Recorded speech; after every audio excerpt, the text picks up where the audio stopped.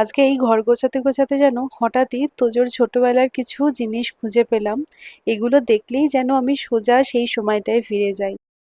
জানো তো সবকিছুই ঠিকঠাক চলছিল, কিন্তু রিয়েলিটি চেক কখন হলো বলো তো? যখন ডিসচার্জের সময় বিলটা হাতে পেলাম।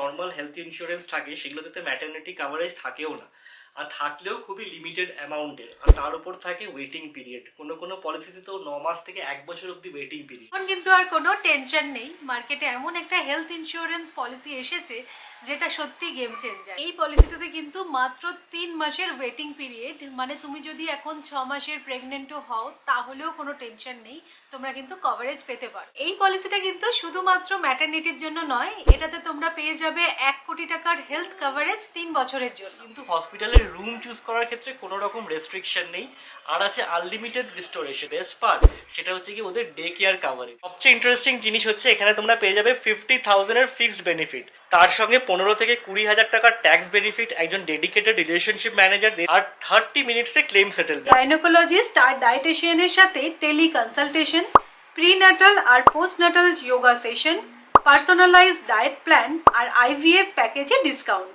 মানে পুরো প্রেগনেন্সি জার্নিটাই পাবে 360 ডিগ্রি কেয়ার। এই একটা ডিসিশন তোমাকে অনেকটা মেন্টাল পিস দেবে, কারণ তোমার প্রেগনেন্সি জার্নিটার সময় তোমার ফোকাস হওয়া উচিত তোমার বেবির ওপর, নাকি তোমার হসপিটাল বিলের ওপর। তো ডেসক্রিপশনে দেওয়ার লিঙ্কটা কিন্তু অবশ্যই করে চেক করো।